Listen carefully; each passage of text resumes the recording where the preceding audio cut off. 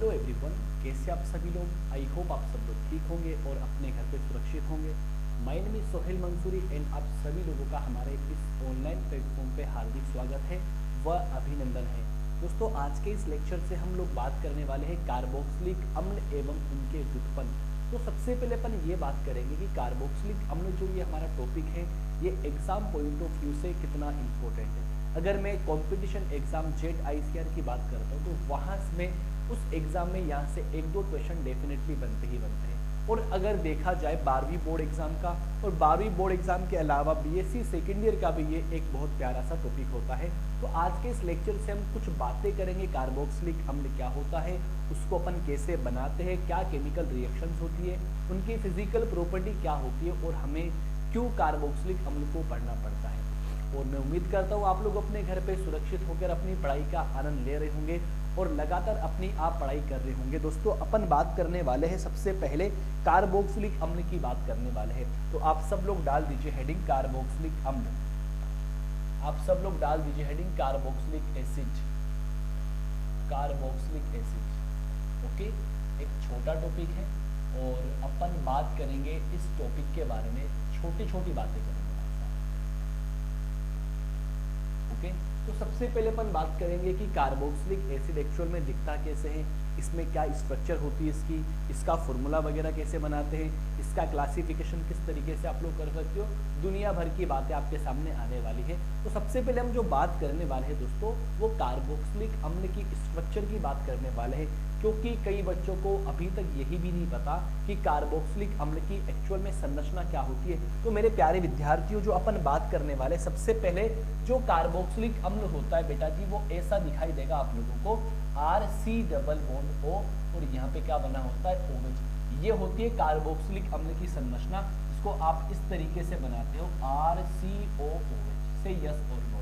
बात आपको समझ में आ रही होगी। तो दोस्तों, क्या कहानी होती है, अपन बात करते हैं कि कार्बोक्सिलिक अम्ल जो होता है ये किस तरीके से बनता है, क्या इसकी केमिकल रिएक्शंस होती है और एक्चुअल में इसका नाम कैसे दिया जाता है। तो सबसे पहले कार्बोक्सिलिक अम्ल की मैं अगर बात करता हूं तो कार्बोक्सिलिक अम्ल का अगर आप लोग क्लासिफिकेशन देखो, अगर आप लोग इसका वर्गीकरण देखो, तो वर्गीकरण भी काफी ज्यादा इंपॉर्टेंट तो है नहीं, लेकिन अपने को पता होना चाहिए कि इसका क्लासिफिकेशन कैसे किया जाता है। मेरे प्यारे विद्यार्थियों, कार्बोक्सिलिक एसिड जो होता है इसका क्लासिफिकेशन एक छोटे से तरीके से कर सकते हैं कि मान के चलो ऐसा कोई कार्बोक्सिलिक अम्ल है, ऐसा कोई कार्बोक्सिलिक अम्ल जिसमें सिर्फ एक COOH प्रेजेंट होता है, या ऐसा कोई कार्बोक्सिलिक अम्ल जिसमें 2 COOH प्रेजेंट होते हैं, या ऐसा कोई कार्बोक्सिलिक अम्ल जिसमें 3 COOH प्रेजेंट होते हैं। तो उसके आधार पर कार्बोक्सिलिक अम्ल को वर्गीकृत किया गया है। तो सबसे पहले अपन बात करेंगे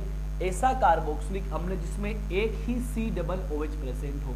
तो मेरे भाई ध्यान दीजिएगा आप सब लोग इधर, अगर किसी कार्बोक्सिलिक अम्ल में एक ही COOH होता है, इसको बोला जाता है मोनोकार्बोक्सिलिक एसिड। क्या कहेंगे बेटा जी, मोनोकार्बोक्सिलिक एसिड कहेंगे, मोनोकार्बोक्सिलिक एसिड कहेंगे। आप लोगों को मेरी बात समझ में आ गई क्या भाई, जल्दी से बता दो। और अगर ऐसा देखने को मिल जाए कि ऐसा कोई कार्बोक्सिलिक एसिड जिसमें कितने COOH हो भाई, जिसमें 2 COOH हो, ये लो भाई साहब अपन ने क्या बना दिया, 2 COOH प्रेजेंट होते उसे अपन बोलते हैं डाई कार्बोक्सिलिक एसिड। क्या कहेंगे बेटा जी, डाई कार्बोक्सिलिक एसिड कहेंगे। ये बात आपको पता है। तो अपने को पता क्या लगा, अगर किसी कार्बोक्सिलिक एसिड के अंदर एक COOH प्रेजेंट होता है उसको मोनो कहा जाता है, 2 प्रेजेंट होता है तो उसको डाई कहा जाता है, और अगर किसी कार्बोक्सिलिक अम्ल के अंदर 3 COOH प्रेजेंट हो, दिस वन एक, ये अपना दूसरा यहाँ लगा दूं मैं, और मेरे भाई तीसरा मैं यहाँ पे लगा दूं, तो अपने को क्या पता लगा, अगर किसी कार्बोक्सिलिक अम्ल के अंदर 3 COOH उपस्थित होते हैं तो इसको कहा जाता है ट्राई कार्बोक्सिलिक एसिड। क्या कहेंगे बेटा जी, ट्राई कार्बोक्सिलिक एसिड। ये छोटी मोटी बात आपको समझ में आ रही होगी, सही।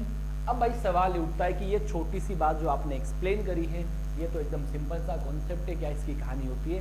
तो एक बात बताओ, सबसे पहले कार्बोक्सिलिक अम्ल की स्ट्रक्चर क्या होती है, RCOOH। फिर आप लोगों ने क्या देखा कि जो कार्बोक्सिलिक अम्ल होता है ये अलग अलग तरीके से क्लासिफाई किया गया है। अगर किसी कार्बोक्सिलिक अम्ल के अंदर एक COOH प्रेजेंट होता है तो उसको मोनोकार्बोक्सिलिक अम्ल कहा जाता है, और अगर किसी कार्बोक्सिलिक अम्ल के अंदर 2 COOH प्रेजेंट होते हैं उसे डाइकार्बोक्सिलिक अम्ल कहा जाता है, और यदि किसी कार्बोक्सिलिक अम्ल के अंदर 3 COOH प्रेजेंट होते हैं उसे ट्राइकार्बोक्सिलिक अम्ल कहा जाता है। तो सिंपल सी बात जो मैंने आपके सामने एक्सप्लेन करी है वो एकदम बेसिक कॉन्सेप्ट होता है, एग्जाम पॉइंट ऑफ व्यू से बिल्कुल भी इंपॉर्टेंट नहीं होता।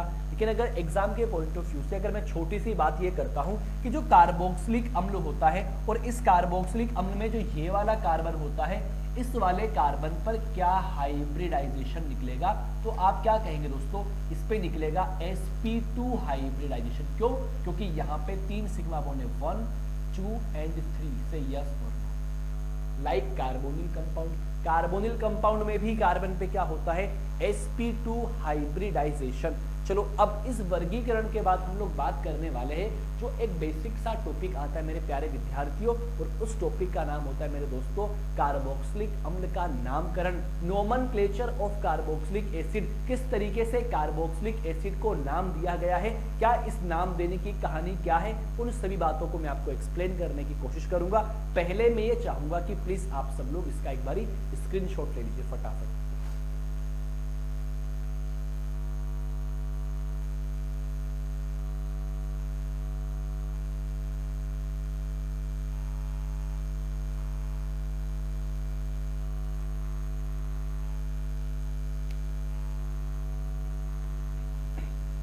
उम्मीद करता हूं आप लोगों ने इसका स्क्रीनशॉट ले लिया होगा। अब हम बात करने वाले हैं बेटा जी nomenclature of carboxylic acid, carboxylic अम्ल का नामकरण, नोमेनक्लेचर ऑफ कार्बोक्सिलिक एसिड। देखना मेरे दोस्तों, क्या कार्बोक्सिलिक एसिड की नोमेनक्लेचर की कहानी होती है, एकदम सिंपल सा कॉन्सेप्ट होता है, कोई टेंशन वाली बात ही नहीं है। तो अपन क्या करेंगे बेटा जी, कार्बोक्सिलिक अम्ल को जो हम नाम देंगे ना बेटा जी, तो अपन इसको 2 तरीके से नाम देंगे। एक तो अपन लिखेंगे रूड नेम, क्या लिखेंगे बेटा जी, रूड नेम, रूड नेम बोल दो या ट्रिवियल नेम बोल दो, रूड नाम, इसको इंग्लिश में आप क्या बोलते हो, ट्रिवियल नेम, क्या बोलोगे बेटा जी, ट्रिवियल नेम। एक तो आपने रूड नाम देना है, और एक जो सबसे महत्वपूर्ण सबसे प्यारा नाम होता है वो होता है international union pure of applied chemistry नाम, IUPAC नाम, करेक्ट। तो ये तो आप सभी लोग 11th क्लास से पढ़ते आ रहे हो, बट मैं अभी किसकी बात करने वाला हूँ, अभी मैं बात करने वाला हूँ इसकी रूड नाम की बात करने वाला हूँ। तो कार्बोक्सिलिक एसिड का जो रूड नाम होता है, जो ट्रिवियल नेम होता है, तो जिस स्रोत से प्राप्त होते हैं उन्हीं के आधार पे उनका नाम दे दिया जाता है। जैसे कि मेरे प्यारे विद्यार्थियों आप लोगों ने पढ़ा होगा कि जो HCOOH होता है इसको हम लोग क्या बोलते हैं बेटा जी, इसको हम लोग बोलते हैं फॉर्मिक एसिड। क्या बोलते हैं भाई, फॉर्मिक एसिड बोलते हैं, करेक्ट। तो ये फॉर्मिक एसिड जो होता है ये बेसिकली हम लोगों को जो लाल चींटियां आती है भाई, उन लाल चींटियों से प्राप्त होता है, और लाल चींटियों को लैटिन भाषा में फॉर्मिका कहा जाता है। तो ये फॉर्मिक एसिड हमें कहां से मिलेगा बेटा जी, ये हमको मिलेगा लाल चींटियों से। कहां से मिलेगा जल्दी बता दो बेटा जी, लाल चींटियों से मिलेगा, ये लाल चींटियों से प्राप्त होता है, इससे यस और नो। और लाल चींटियां जो होती है उनका जो लैटिन भाषा में नाम होता है, जो लैटिन भाषा में नाम होता है वो होता है बेटा जी फॉर्मिका। क्या होता है जी, फॉर्मिका होता है।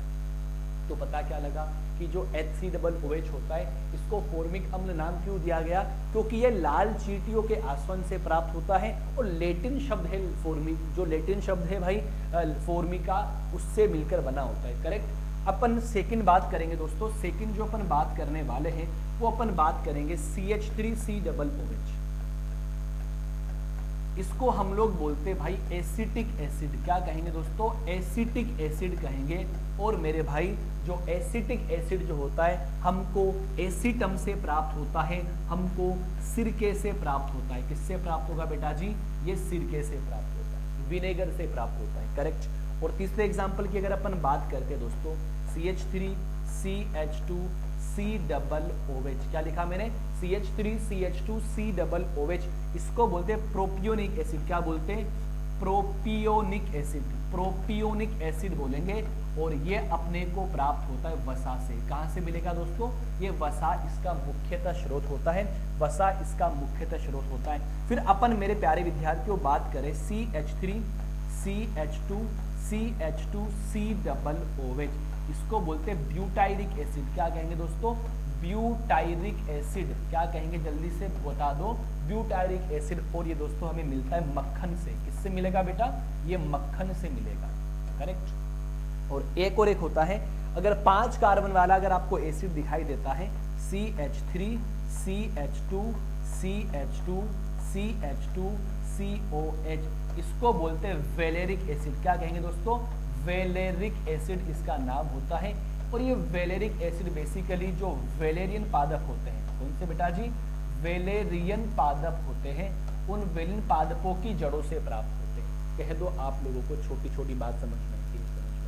ये देखो कंपटीशन एग्जाम में सवाल यहाँ से बन सकता है कि आपसे पूछ ले कि भाई कि जो प्रोपियोनिक एसिड होता है उसका मुख्य स्रोत क्या होता है, तो आपको वैसा आंसर कमेंट करना है। आपसे अगर ऐसे पूछ लें कि जो एसिटिक एसिड होता है उसका मुख्य स्रोत क्या होता है, तो आप लोगों को सिरका विनेगर आंसर कमेंट करना है। और अगर आप लोगों से वो कंपटीशन में पूछ ले कि जो वेलेरिक एसिड होता है, जो पेंटेनोइक अम्ल जिसको IUPAC में कहा जाता है, उसका मुख्य स्रोत क्या होता है, तो आप क्या कहोगे?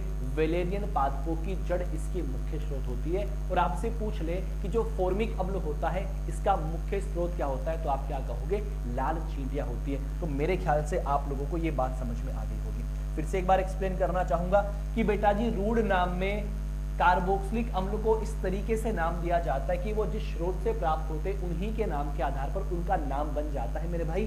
तो मुझको एक बात बताना, अगर हम फॉर्मिक अम्ल की बात करेंगे, HCOOH को फॉर्मिक अम्ल कहा जाता है, और ये कहां से मिलेगा अपने को? ये लाल चींटियों से मिलेगा। फिर अपन बात करें CH3 COOH, ये कहां से मिलेगा अपने को? ये अपने को सिरके से मिलेगा, और इसका नाम क्या होता है? एसिटिक अम्ल। फिर अपन बात करें CH3 CH2 COOH, 3 कार्बन वाला अम्ल क्या होता है? प्रोपियोनिक अम्ल होता है, और इसका स्रोत क्या होता है बेटा जी? फेट इसका मुख्य स्रोत होता है, वसा इसकी मुख्य स्रोत होती है। फिर अपन बात करते हैं 4 कार्बन वाले कार्बोक्सिलिक एसिड की, और ये अपने को मिलता है बेटा जी मक्खन से। कहां से मिलेगा बेटा जी? मक्खन से। और 5 कार्बन वाले कार्बोक्सिलिक अम्ल की अगर मैं बात करूं तो ये मेरे को मिलता है वेलेरियन पादपों की जड़ों से।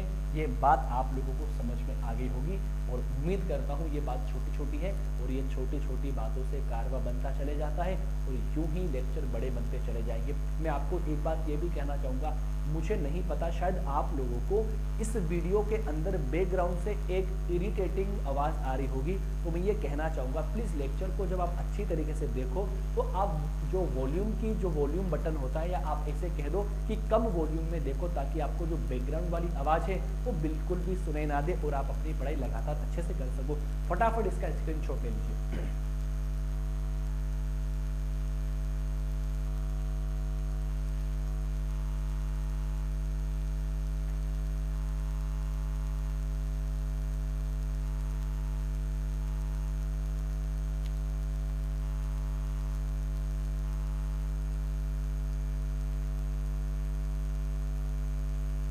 चलो अब दोस्तों अपन बात करने वाले हैं कि IUPAC में इसकी क्या कहानी होती है। मेरे प्यारे प्यारे विद्यार्थियों, कोई रॉकेट साइंस यहाँ पे नहीं यूज करना है। IUPAC में जो कार्बोक्सिलिक अम्ल होता है बेटा जी, इसको बोला जाता है एल्केनोइक अम्ल। क्या बोला जाता है बेटा जी? एल्केनोइक एसिड। क्या बोलेंगे बेटा जी? एल्केनोइक अम्ल। हिंदी में भी लिख देता हूँ मैं, क्या बोलेंगे? एल्केनोइक अम्ल। क्या कहेंगे दोस्तों? एल्केनोइक अम्ल कहेंगे। तो मुझको एक बात बता दो, आपसे कोई पूछ ले कि कार्बोक्सिलिक अम्ल को IUPAC में क्या बोला जाता है? एल्केनोइक अम्ल बोला जाता है। अब IUPAC की पूरी कहानी आप लोग जानते हो कि IUPAC के अंदर जो कार्बोक्सिलिक अम्ल होता है, इसके लिए जो हम सफिक्स यूज करते हैं, जो अनुलग्न यूज करते हैं, ये अनुलग्न मेरे भाई क्या होता है? ये होता है ओइक। क्या होता है बेटा जी? ये ओइक अम्ल होता है। तो एक ग्राफ, एक सारणी, एक टेबल में आपके सामने बनाने की कोशिश करता हूँ, प्लीज आप लोग उसको बनाइए और अपने अपने आंसर को कमेंट कीजिए। सबसे पहले इस सारणी को बनाने से पहले मैं आपके सामने कुछ बातें एक्सप्लेन भी कर दूंगा बेटा जी। देख लेता हूँ कि सही दिखेगा। हाँ, ये भी नहीं दिखेगा कलर, अपने को सुंदर सा कलर लेना है, ये दिख जाएगा। कौन सा ले बोलो जल्दी से। ये ले लूँ मैं? चलो मैं ये ले लेता हूँ, ये लेता हूँ चमकीला कलर, ये दिखेगा सही। चलो देखना बेटा जी, अपन एक टेबल बनाने की कोशिश करते हैं और इस टेबल में सबसे ऊपर लिखा मैंने संरचना। क्या लिखा बेटा जी? संरचना, स्ट्रक्चर। और फिर मैं लिखता हूं दोस्तों यहां पे सामान्य नाम। क्या लिखता हूं? सामान्य नाम। और फिर मेरे भाई मैं लिखता हूं यहां पे IUPAC नाम।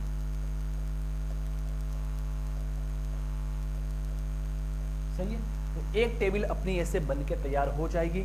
तो चलो एग्जाम्पल की बौछार अपन करते हैं। सबसे पहले एग्जाम्पल की बात मैं करूंगा और मैं चाहूंगा कि इसका नाम आप अपने आप ही लिखो कि यहां लिखा मैंने HCOOH, इनका नाम अपने आप लिखो।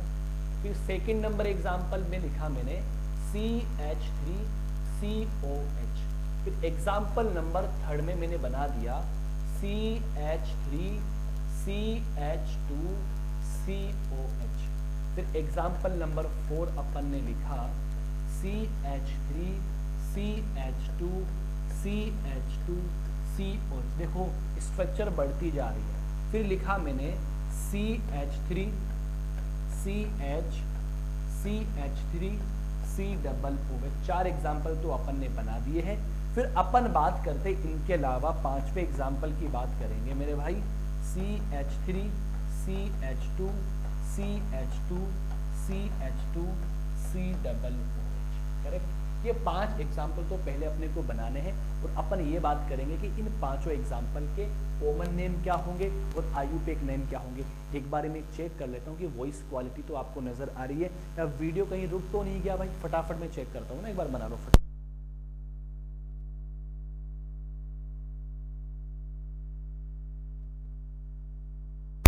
एकदम सारा कुछ सही चल रहा है ना, एकदम सारा कुछ सही चल रहा है। बेसिकली कैमरामैन भी अपनी फिलहाल आज मेरे साथ में कोई नहीं है, कोई टीम का मेंबर नहीं है, मैं अकेला आपके लिए वीडियो बना रहा हूँ। सही है दोस्तों। चलो अपन बात करते हैं इसके सामान्य नाम की बात करते हैं। तुम क्या कहोगे कि सर इसको सामान्य में क्या बोला जाता है? सर अभी तो आपने बताया ही था, बोलते हैं फॉर्मिक एसिड। क्या कहेंगे?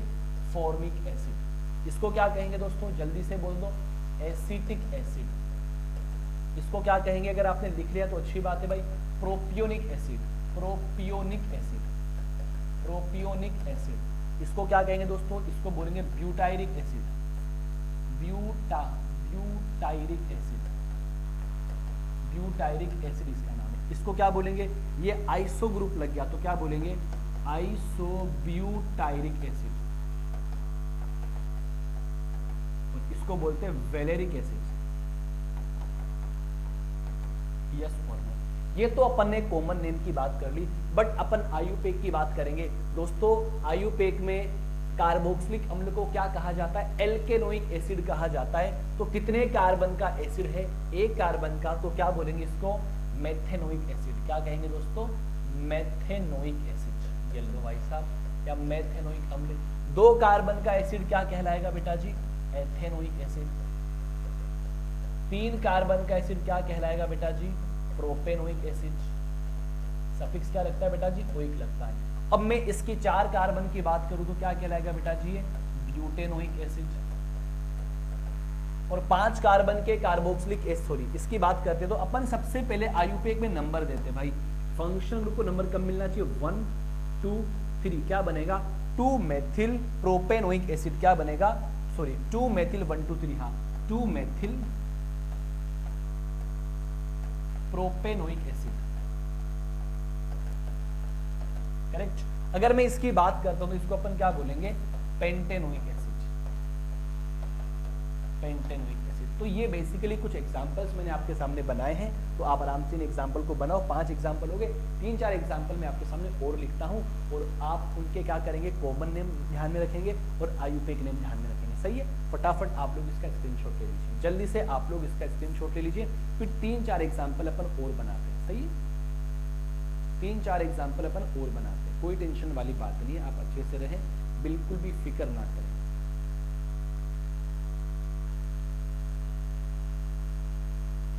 चलो अब अपन क्या करते हैं? 3-4 एग्जांपल की अपन और बात करते हैं। करेक्ट। देखना जी, 3-4 एग्जांपल की अपन और बात करेंगे। 5 एग्जांपल तो आपने बना ली होंगी और 3-4 एग्जांपल की अपन और बात करते हैं। क्या कहानी होती है। प्लीज़ दोस्तों, अगर आप लोगों को ये लेक्चर पसंद आए तो इसको शेयर करना बिल्कुल ना भूलें, और नहीं पसंद आए तो बिल्कुल लाइक भी नहीं करें, ना सब्सक्राइब कर रखा हो तो उसको अनसब्सक्राइब कर दें अगर पसंद आए तो, करेक्ट। और पसंद आए तो प्लीज़ थोड़ा सपोर्ट भी कीजिए हमें, करेक्ट। अब अपन बात करने वाले कुछ एग्जाम्पल्स की। छठा एग्जाम्पल, जिसको पता है वो तो नाम लिखते रहे, जिसको नहीं पता वो एक बार साथ साथ में बना लें। छठा एग्जाम्पल ये रहा। सातवां एग्जाम्पल HOOC, दोनों के बीच में क्या लगा दिया मैंने, एक CH2 बना दिया। और आठवें एग्जाम्पल में मैं क्या करता हूं, दो COOH के बीच में क्या घुसा दिया, दो CH2 घुसा दिया। हाय हाय हाय हाय। और 9वें एग्जाम्पल की अगर मैं बात करता हूं तो अब की बार मैं क्या करूंगा, दो COOH के बीच में कितने CH2 घुसा दूंगा, मैं 3 CH2 घुसा दूंगा। और अगर मैं 10वें एग्जाम्पल की बात करता हूं, अगर बेटा जी मैं इसकी बात करूं तो दो कार्बोक्सिलिक अम्ल के बीच में मैंने क्या घुसा दिया, 4 CH2 के मॉलिक्यूल घुसा दिए। और अपन बात करेंगे कि भाई इसका कॉमन नेम क्या होता है, इसका IUPAC नेम क्या होता है। अगर किसी को पता है ना तो प्लीज मैं आपको कुछ समय का टाइम देता हूं, या फिर आप लोग वीडियो को पॉज करके इनके फटाफट नाम भर लीजिए, कॉमन नेम किसका क्या होता है, जल्दी से आप लोग भर सकते हो, कोई टेंशन वाली बात नहीं है, सही है। मैं बात करता हूं भाई, सबसे पहले इसकी बात करता हूं ना, सबसे पहले मैं इसकी बात करता हूं तो भाई मुझको एक बात बता देना, मैं इसकी बात करता हूं तो इसको बोला जाता है कॉमन नेम में ऑक्जेलिक अम्ल। क्या बोलेंगे बेटा जी, ऑक्जेलिक एसिड बोलेंगे, सही है। और अगर बीच में एक CH2 प्रेजेंट हो तो उसको अपन बोलते हैं मेलोनिक एसिड। क्या बोलेंगे बेटा जी, मेलोनिक एसिड बोलेंगे। और अगर बीच में दो CH2 प्रेजेंट होते हैं इसको बोलते हैं सक्सिनिक एसिड। क्या कहेंगे, सक्सिनिक एसिड कहेंगे। आई होप आपको ये वाली बात समझ में आ गई होगी। और अगर तीन CH2 बीच में फंसे होते तो इसको बोलते हैं glutaric acid.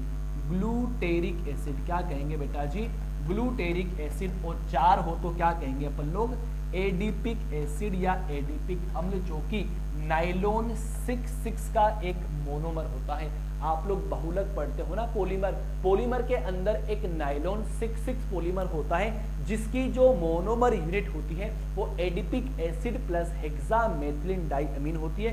So adipic acid is the monomer unit of nylon 6।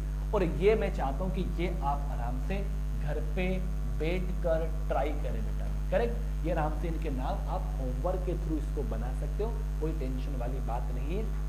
तो मेरे प्यारे विद्यार्थियों, जरा मैं थोड़ा स्क्रीन को पीछे लेकर चलता हूं। तो अपन ने क्या डिस्कस किया है, अपन ने डिस्कस किया है कि जो कार्बोक्सिलिक अम्ल होता है वो क्या होता है। तो RCOOH को बेसिकली क्या बोला जाता है, कार्बोक्सिलिक अम्ल बोला जाता है। और अगर मेरे प्यारे बच्चों कार्बोक्सिलिक अम्ल के वर्गीकरण की मैं बात करना चाहूं तो मुझको एक बात बता दो, अगर किसी कार्बोक्सिलिक एसिड के अंदर एक COOH प्रेजेंट होता है तो उसको मोनो कहा जाता है। अगर 2 प्रेजेंट होते हैं उसको डाई कहा जाता है। और अगर 3 प्रेजेंट हो उसको ट्राई कहा जाता है। और अगर 4 प्रेजेंट तो उसको टेट्रा कहा जाता है, एंड सो ऑन, करेक्ट। फिर उसके बाद हमने जो डिस्कस किया वो डिस्कस किया कि जो कार्बोक्सिलिक अम्ल होता है उसको नाम कैसे दिया जाता है।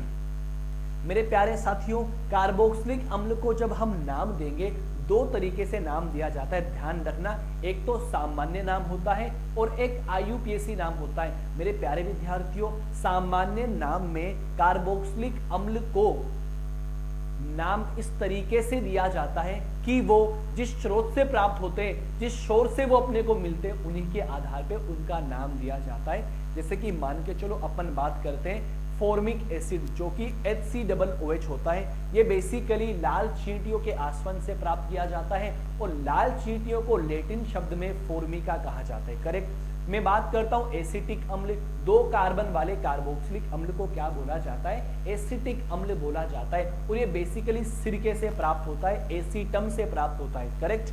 मैं 3 कार्बन के कार्बोक्सिलिक अम्ल की बात करना चाहता हूं। तो बेसिकली 3 कार्बन का कार्बोक्सिलिक अम्ल जो होता है ये हमको वसा से प्राप्त होता है। और अगर 4 कार्बन के कार्बोक्सिलिक अम्ल की मैं बात करता हूं तो मेरे भाई ये हमें मक्खन से प्राप्त होता है। और अगर 5 कार्बन वाले कार्बोक्सिलिक अम्ल की मैं बात करूं तो ये हमें वेलेरियन पादपों की जड़ों से प्राप्त होता है। ये तो इसका कॉमन नेम हो गया। लेकिन जब मैं इसके आयुपेक नेम की बात करता हूं तो मेरे विद्यार्थियों ये तो एक अलग ही दुनिया है। आयुपीएसी तो पूरी अलग ही कहानी बनती है। लंबी श्रृंखला का चयन करते हैं, ये करते हैं, वो करते हैं, यहाँ से नंबर देंगे, वहां से देंगे, ऐसा करेंगे, वैसा करेंगे, दुनिया भर की बातें होती है। बट एक बात आपको ये पता होनी चाहिए कि आयुपीएसी के अंदर कार्बोक्सिलिक अम्ल को एल्केनोइक अम्ल बोला जाता है। अब जितने कार्बन उनके आधार पर उसका नाम जुड़ जाएगा। फिर उसके बाद अपन ने एक टेबल बना दी भाई। टेबल में अपन ने ये बना दिया कि किस कार्बोक्सिलिक अम्ल को क्या कहा जाता है। देखो मेरे भाई, देखो वो तो 3-4 एग्जाम्पल मैंने बनाए थे, सिंपल है। बाकी ये जो एग्जाम्पल मैंने बनाए हैं ना, ये इंपॉर्टेंट एग्जाम्पल है। अगर मैं इसकी बात करता हूँ, 2 COOH कंटिन्यूअसली अटैच होते हैं, इसको ऑक्जेलिक अम्ल बोला जाता है। अगर बीच में एक CH2 हो तो इसको बोलते हैं मेलोनिक अम्ल। बीच में 2 CH2 हो इसको बोलते हैं सक्सिनिक अम्ल। 3 CH2 बोलते हैं ग्लूटेरिक अम्ल, और 4 होते हैं उसको अपन क्या बोलते हैं, एडिपिक अम्ल बोलते हैं। ये मेरी जनरल इंट्रो बात होती है कार्बोक्सिलिक अम्ल की। नाउ हम बात करने वाले कार्बोक्सिलिक अम्ल बनाने की विधियां, method of preparation of carboxylic acid. Please आप लोग एक बार इसका स्क्रीनशॉट ले लीजिए, फिर कार्बोक्सिलिक अम्ल की वीडियो को मैं एक्सप्लेन करता हूं। प्लीज आपको ये लेक्चर पसंद आए तो इसको शेयर करना बिल्कुल भी ना भूलिए।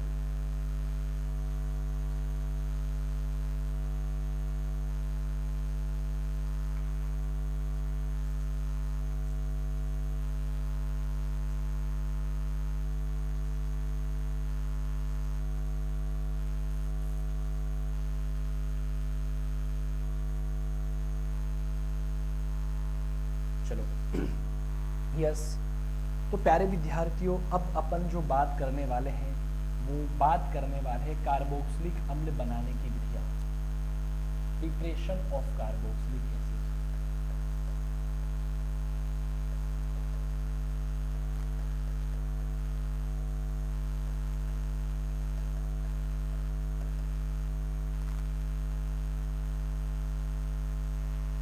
एक साथ ही पढ़ लेते ना, चार्ट बना।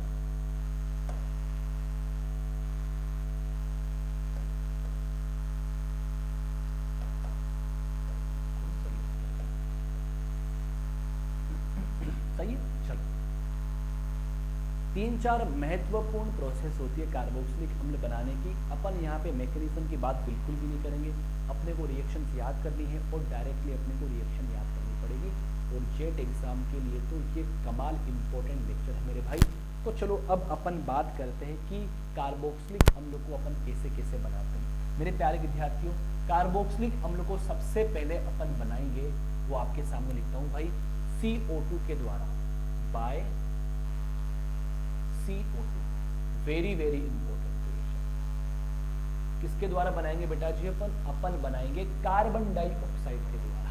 कमाल इंपॉर्टेंट रिएक्शन होती है और एग्जाम पॉइंट ऑफ व्यू से भी बहुत महत्वपूर्ण है।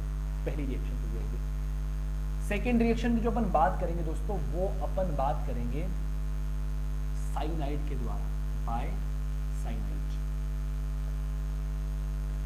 किससे बनाएंगे दोस्तों? साइनाइड से बनाएंगे, करेक्ट, एल्किल साइनाइड से बनाएंगे। 2 रिएक्शन। और अगर मैं तीसरी केमिकल रिएक्शन की बात करना चाहूं तो अपन इसको बनाएंगे, मैं आपको समझाना चाहूंगा, अपन इसको बना सकते हैं 1-1-1 ट्राई हेलोजन से, 1-1-1 ट्राई हेलोजन से, 1-1-1 tri halogen alkane, tri halogen alkane से, करेक्ट। आराम से बनाएंगे, कोई टेंशन वाली बात नहीं। कितनी रिएक्शन हो गई? 3 केमिकल रिएक्शन हो गई। और अगर मैं चौथी केमिकल रिएक्शन की बात करूं, चौथी केमिकल रिएक्शन होती है भाई बाय द ऑक्सीडेशन ऑफ